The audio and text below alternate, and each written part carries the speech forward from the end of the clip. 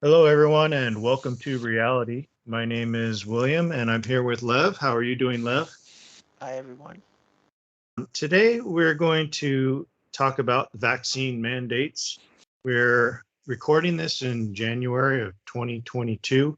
There is a new variant, the Omicron variant, and there are all kinds of vaccine mandates being implemented across California, at least. I live in Los Angeles, so I'm not sure if there are vaccine mandates where you are, Lev. Are Well, there I'm any? in New Jersey, so there really aren't. Like, pretty much you can go anywhere. Like, most businesses can do what they want. Like, I'm surprised there is no mandate here. I mean, it is a blue state, so I'm quite surprised, but it feels pretty normal here. A lot of masks, but no real mandates yet. Yeah, I think Los Angeles is leading the charge in the vaccine mandates. We've got a governor in California and a mayor in Los Angeles who are really gung ho on these mandates. They are trying to force school children to vaccinate. There are protests against that, and I think they've delayed those mandates until the fall of this year. But in the city of Los Angeles itself, there are mandates that are taking effect for restaurants and gyms and basically any what they consider high risk activity indoors. They have mandated that you show your vaccination card in order to enter. For example, I tried to eat at my favorite pizza joint recently, and they wanted to see my vaccination card. And since I'm unvaccinated, they would not allow me to dine in. I had I ordered takeout, but after that, I realized, I'm not going to go back to that restaurant because I don't agree with the mandates, and I think it's better to just go somewhere else where they don't have a vaccine mandate. Yeah, you didn't get it just because you're as an active protest against mandates, not because of anti-vaccine per se, right? No, I'm not anti-vaccine, though I'm skeptical about this particular mRNA vaccine. But I know people who have taken the the Moderna vaccine, and they don't seem to have any negative consequences. But I have heard that there are some issues with the vaccine. For example, my girlfriend got the Moderna, and she had like a headache and a slight fever for a couple days. Yeah, So there are side effects, but I'm not convinced that it's more lethal than other vaccines yeah, because I haven't heard of a lot of deaths associated with the vaccines. yeah. But there is the problem that we're seeing now in that they aren't as effective as advertised. I heard some doctors on media and elsewhere say that if you got the vaccine, you were quote done with the pandemic. You know, they were Yeah. basically saying that the vaccine would prevent you from getting COVID, and which is not true, of course. Learned that recently. I mean, usually there's more benefit to vaccines than not, but it is never a cure-all, of course. There's always a risk still, and it does make sense to get it every year. Same with the flu shot. But aside from that, like, mandate is always different than vaccine per se. To be against a mandate is not to be against vaccines. We were both primarily against mandate. Like, there should be no forced consequence of no vaccine other than your own natural consequences, say with illness and whatnot. There's no reason to force it, at least in terms of, well, the government should be trusted, and it creates distrust, I think, and even like distrust among citizens. I think it's better to just let people decide, of course, but when people rationally decide who they want to deal with and whatnot, it's not like you're gonna instantly die if you see somebody without a vaccine. We don't associate with them, if anything. But I think most people pretty much know what's healthy for them. And they'll make the right decision anyway. Obviously, we're both anti-mandates, not necessarily against any particular vaccine.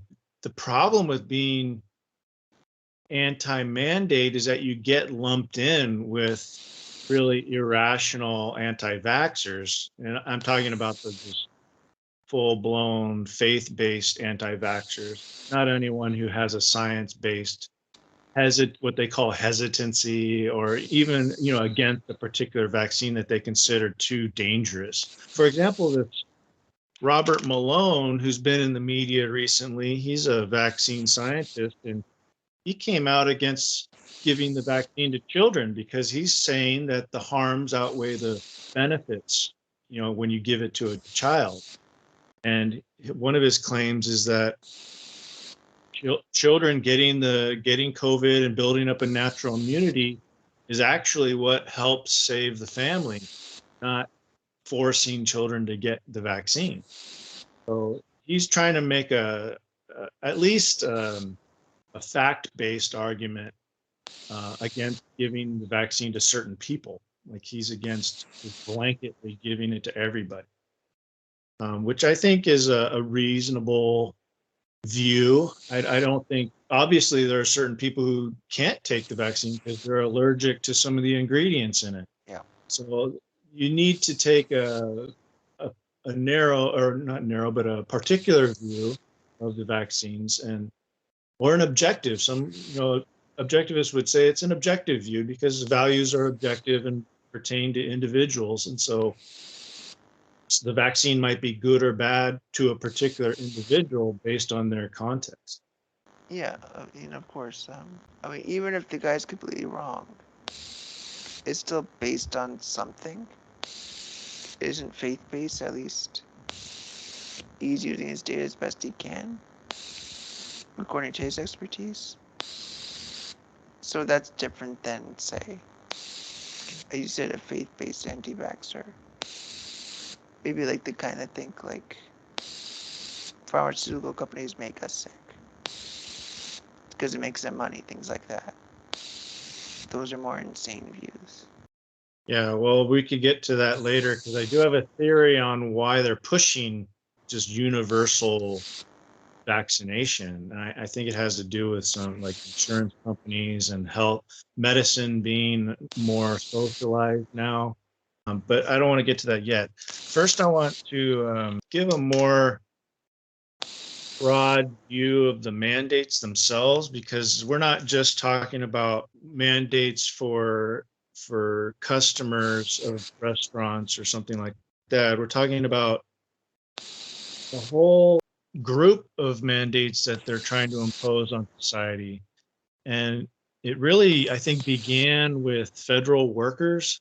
So Biden decided that any federal worker had to get vaccinated. And Yeah. since the feds make up rules for federal workers, that kind of made sense, like they had the authority to do that. But then you saw it branch out, and he tried to impose these mandates on any business with like 100 or more workers. And now you're seeing it at the city level. Like I'm here in Los Angeles, and so you see it citywide being imposed on restaurant owners and spa owners and gym owners and things like that.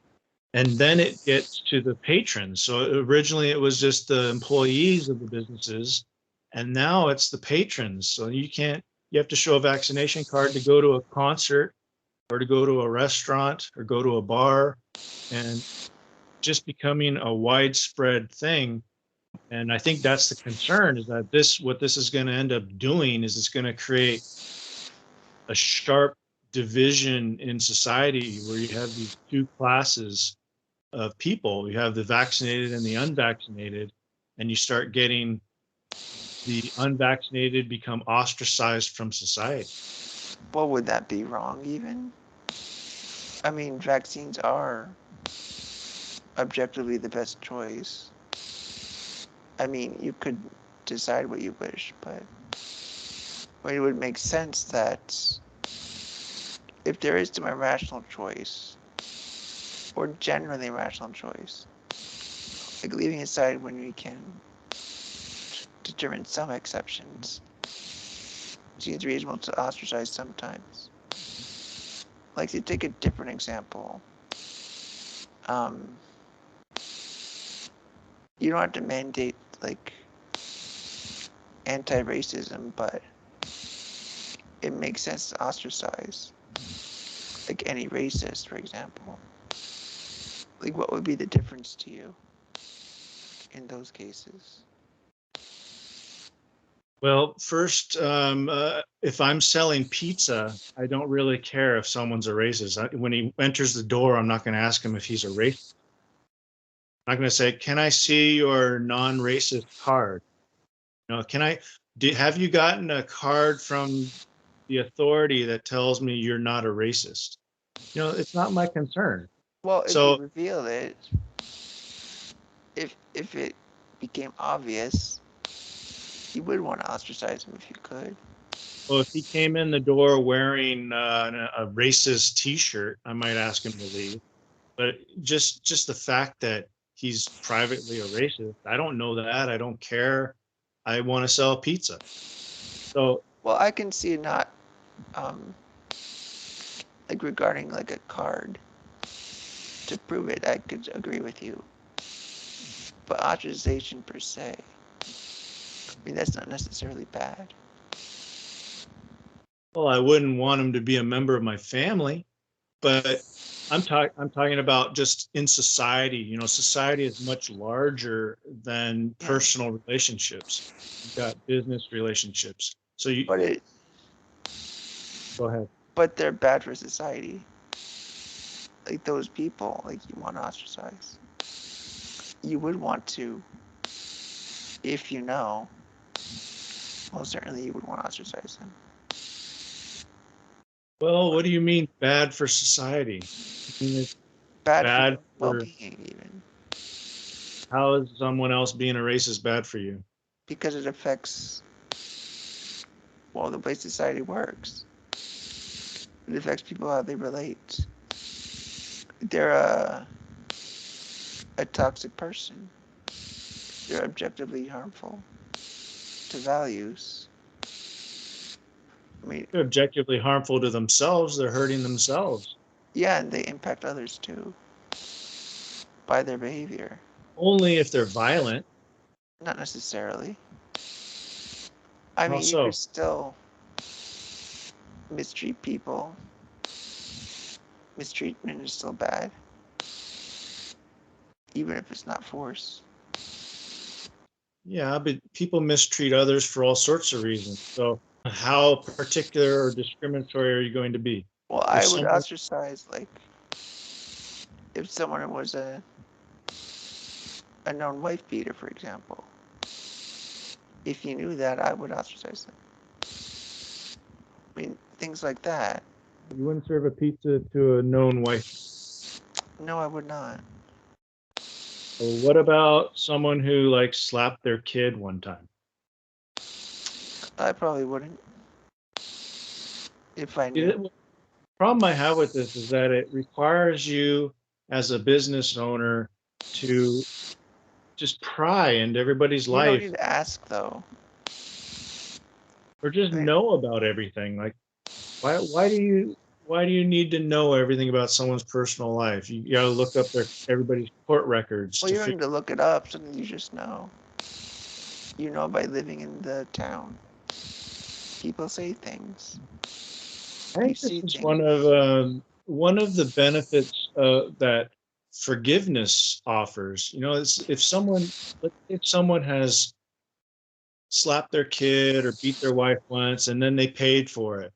They they went to jail or they apologized, they sought forgiveness, changed their ways.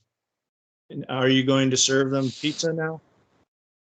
Well, I mean, we might be going too narrow right now. I mean, I think sometimes you can ostracize.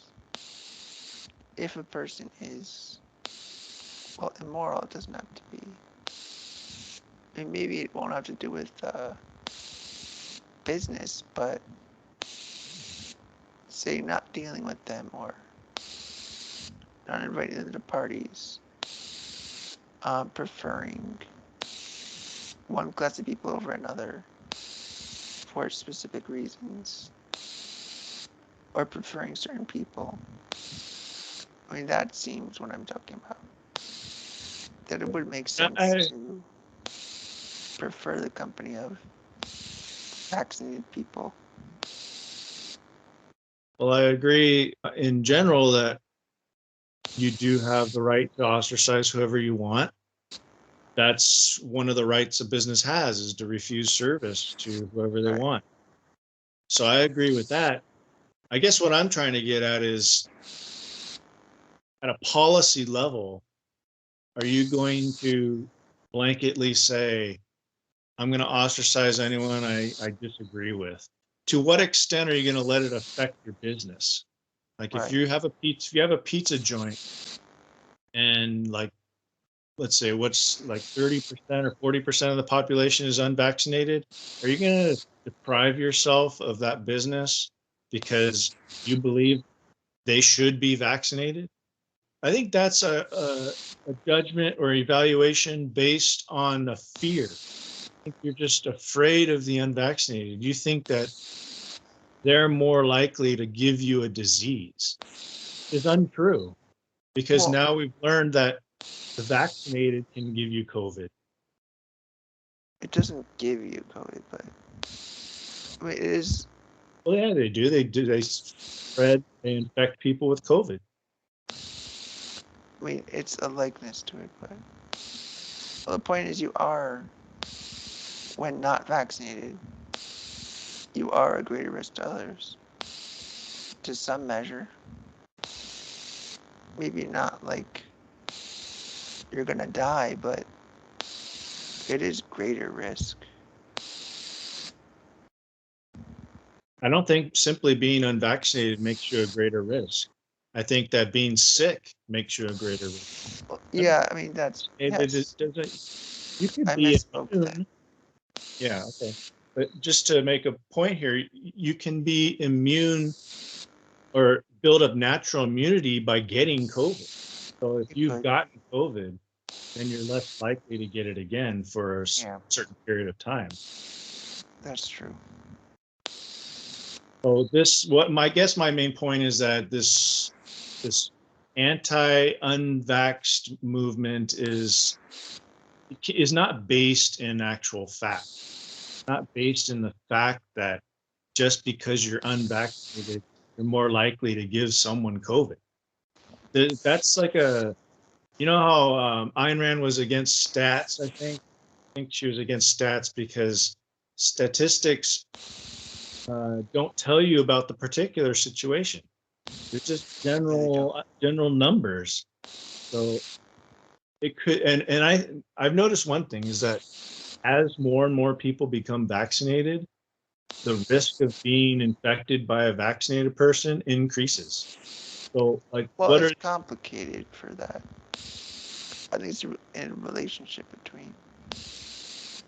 I mean, the fact that you aren't vaccinated would change the relationship between those who are. It's not that. I mean, in a way, I think it would make sense because then you're not going to be as sick or show symptoms. So it's easier to get it, I think, in that sense, if you're not vaccinated. Because you're not going to have the signs to, like, avoid a person. Because they'll get better so much faster. That your exposure could be different. I guess, and then if you're unvaccinated and you're hanging around a lot of vaccinated people, they may or may not show signs or symptoms. I guess Right, and you're less likely to show any signs if you're vaccinated. You could have it on your body, for instance, and nobody would know because you wouldn't show symptoms because of the vaccine. right. Yeah. Well, I don't know of any real studies. I haven't really looked into it. Can't really say much about it, but I know that just because you're unvaccinated, it doesn't mean that you're sick. So Of course, yeah. that's basically my whole point. It's Okay, well, yeah, that makes sense. Like, in a way, it does seem that way, that an unvaccinated person is treated as though they have COVID, which isn't true. But I know there's a lot of people around me not vaccinated, and I just roll my eyes if they get COVID. But it's not like I think they're diseased by nature. It's just that I'd be more conscious of asking them if they've been around sick people. Because like everybody around me has gotten COVID, and I know who's been vaccinated. But even vaccinated people get it. It's so hard to even avoid. All I can say is that most of the time it's, at least with Omicron, it's just that at least it's not as severe anymore. It's not as deadly. And I'm less worried if somebody's not vaccinated. It's not as concerning to me anymore. That's another aspect of this, is that I think as a virus goes through a society, the least lethal versions are going to survive, or it's going to mutate into a less Yeah. lethal version. And so the vaccine gets a lot of credit for preventing serious illness, when in fact that's just kind of like the natural progression of a virus. Yeah. It's just both. That's all you really Oh, could say. when the virus starts going through the population and you start getting different waves of it, um, the lethality decreases naturally, because on one hand it's already killed the population that was most vulnerable to it, and Yeah. then on the other hand it's the least lethal mutations are surviving, and the most lethal ones are dying with the host. So Yeah. assume, assuming you can contain it in some aspect. Well, I don't know that much about how all vaccines work. I just know that over enough centuries, we know the positive impact they have, even despite natural progression, or even the survival of the fittest nature of illness. Like, it's going to be both, but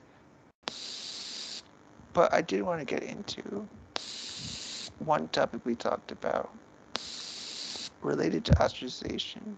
It's the idea that maybe not getting a vaccine makes you unfit for society. Like, not just you're bad, but you don't even belong in society. Like, to what extent do you think the nature of COVID has created that sense of things? Well, I like to begin with why do we have society in the first place? Yeah. And I think humans create societies or have societies in order to benefit the members of that society. So, in the economic sphere, you have the division of labor. So not everyone has to toil in the farm Yeah. lands all day, and other people can be entertainers and come up with things to read, or you have writers and speakers and whatever, and then other people can focus on other things that society needs, like medicine, Right. education, things like that. Science, you can, like, farmers can do the farming, and then scientists can do the science, and then they trade what they've created. So that's kind of like the benefit. But another benefit is that as a group, you can come together and protect the members of the group from any natural or man-made enemies. So as a group can fight an army much better than an individual. And I Yeah. think a group can fight a virus better than an individual. So, just by coming up with medicines or building up immunity. They call it herd immunity. Yeah. But I don't think just because you're unvaccinated means you're unfit for society, because I don't think society is created to stop viruses. It's like it's not. We're not out to go and like wage war on viruses. I mean, we haven't figured that out yet. We're gonna get viruses. So Well, let me stop you there, because, like, can you clarify something you said? That we in a society, we could protect each other from a virus. I mean, how does that not contradict what you just said? well, because the way we protect ourselves is by being around each other. One of the things that Robert Malone guy said is that the children get infected and build up natural immunities, and then that helps their family. So Arguably, yeah, or it could argue. make it worse. Everyone Yeah, I know gets sick because of their kids. Those are the people who get COVID the most. The ones who have kids that are not vaccinated. I mean, I I don't know know. kids don't have the vaccination, but that is the case. That'd be an interesting study. Is if you get sick from your kid, is that are you less or more likely to die from that? I'm, I wonder. I mean, I don't know. that I would don't be interesting to know. But versus if you got sick from an adult. but if that is, in a way, that seems to be, you could approach the same argument as argument for vaccines, that vaccines work best in terms of large groups, and you're most fit for society if you help protect others in that same way. So of course you're unfit for society if you're not vaccinated, because you're not contributing to the protection of that society. I mean, if that Right? view is that vaccines are necessary. I mean, either way, you could go either way. Well, what I'm saying is that the way you can protect society by being unvaccinated and getting the virus and surviving, and then passing on a less lethal version. Some argue this point, and I'm not sure what the science is behind it. But they say that in order for it to mutate into less lethal versions, you need to have unvaccinated people, because they say that if it enters the vaccinated people and then gets passed on, it doesn't. It becomes more lethal. I don't know. Science. Yeah, to the unvaccinated person, maybe. So Yeah, people not vaccinated die. That would not be good. not necessarily, because vaccinated people, can die too. So, Yeah, um, but more unvaccinated people die. There'll always be a greater proportion that die that are unvaccinated, except sheer number, maybe. And there's like 1 million vaccinated people and 10 unvaccinated people. Well, of course, more vaccinated people die, but the rate of death is higher for the unvaccinated still, even if one person dies versus however many the million. well, I want to go back to your original question about unfit for society. Yeah, I think that the problem is that society was not created primarily for emergency situations. Correct. It was created for normal human life, um, and what a normal human has to do to survive. And True. so I think society is created for normal people who want to uh, make their lives easier regarding the normal functions that have to be done. So like we need to get food, we need to get shelter, get water. Society is formed so that that division of labor can be created so we get the essential things that we need.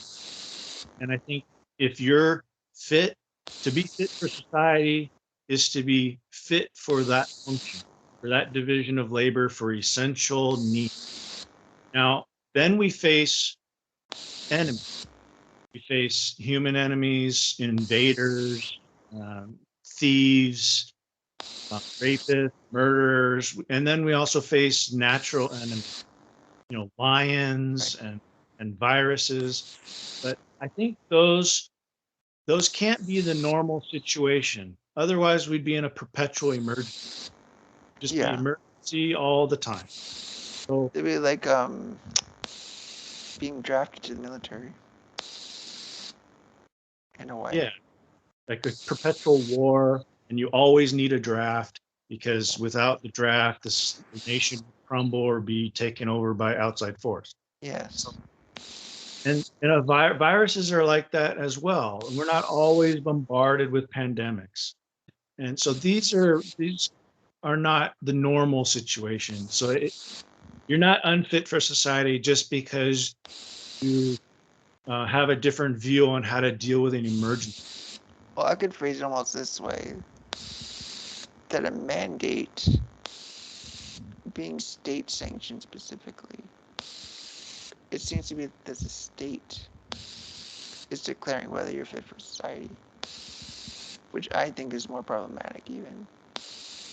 It's not so much that people want others to be vaccinated, but that the state mandates it, that the state is deeming whether you count as a member of society, and in a way,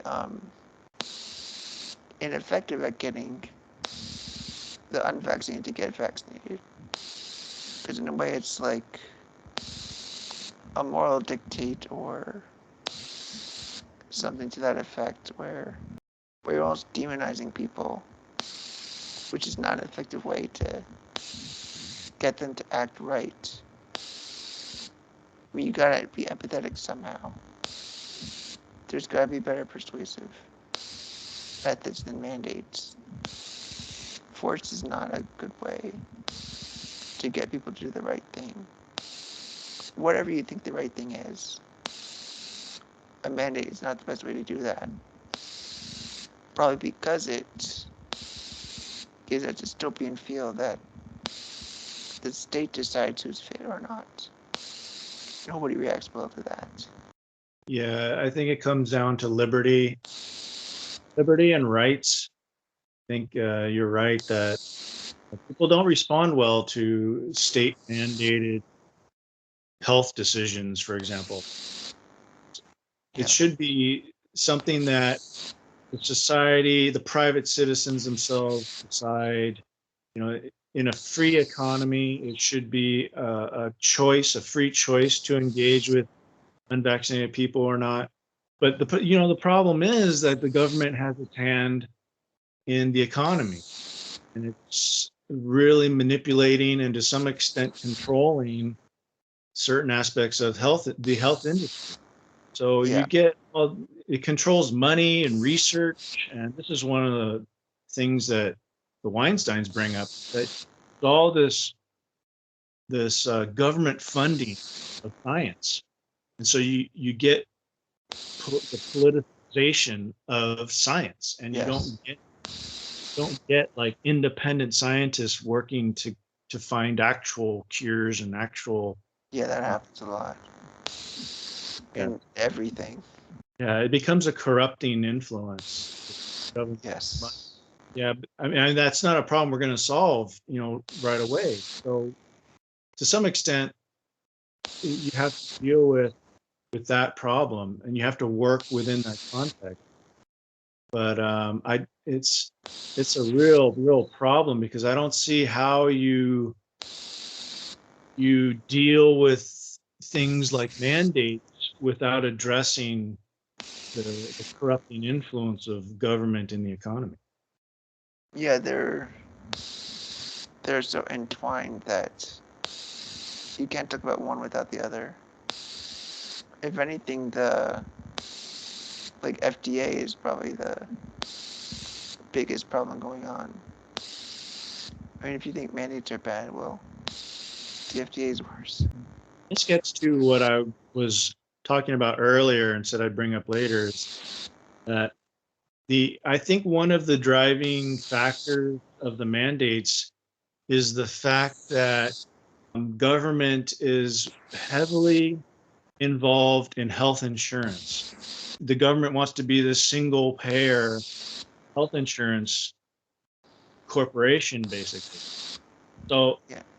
in order to make that happen, insurance companies they can no longer dole out or figure out what a particular person's health insurance should be. It's too much of a problem to deal with people on an individual basis.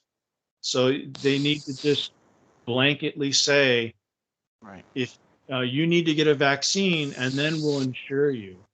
It's like we can't figure out what your insurance cost should be, so we're just going to make everybody get to do the same thing, Could be. and then you can be on our insurance plan because then it's profitable for us to have you on our plan. Yeah, I don't think it's a malicious thing as much as this is the way the system is most efficient, which in the end is inefficient, but it's the most efficient it can be.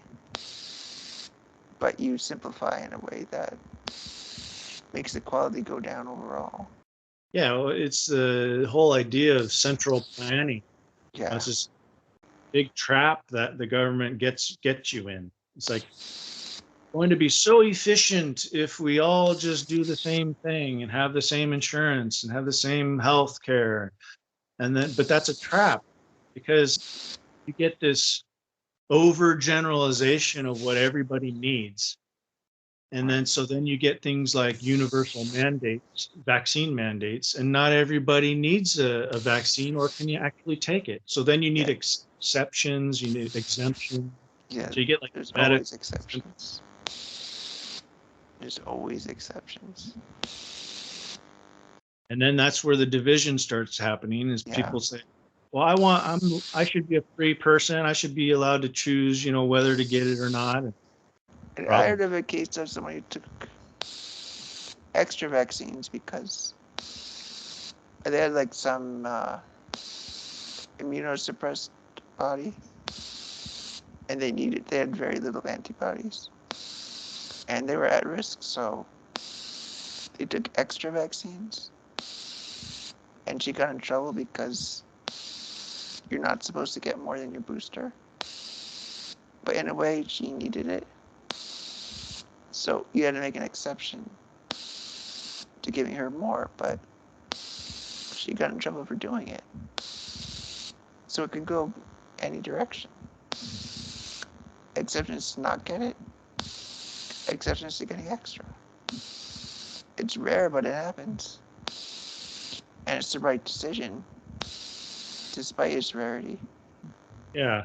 I mean, that reminds me of that case in the early stages of the vaccine. Wasn't there some couple who flew up to a Native American reservation to get the vaccine, but they weren't allowed to do that? So they got in trouble. I think maybe this was in Canada, but they got in trouble for going to a place to get the vaccine where they weren't allowed to do it, even though those people gave them the vaccine. Yeah. So people will do what they need to do or what they think they need to do to benefit their lives, and that's the problem with central planning is that you can't control everybody.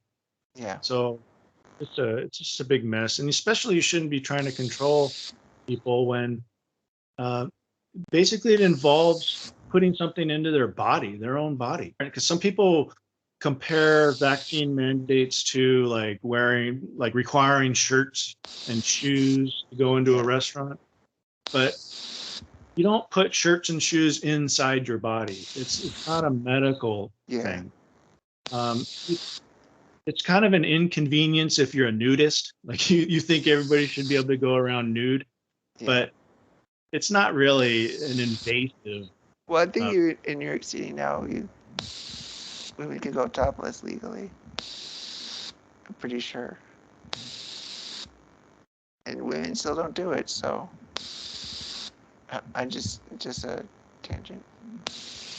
yeah, I think some women do. I mean, Yeah, I remember during the George Floyd riots, there was a woman in LA who sat down in the street naked right in front of the cops just to protest something. I don't know what she was protesting, but it made the papers.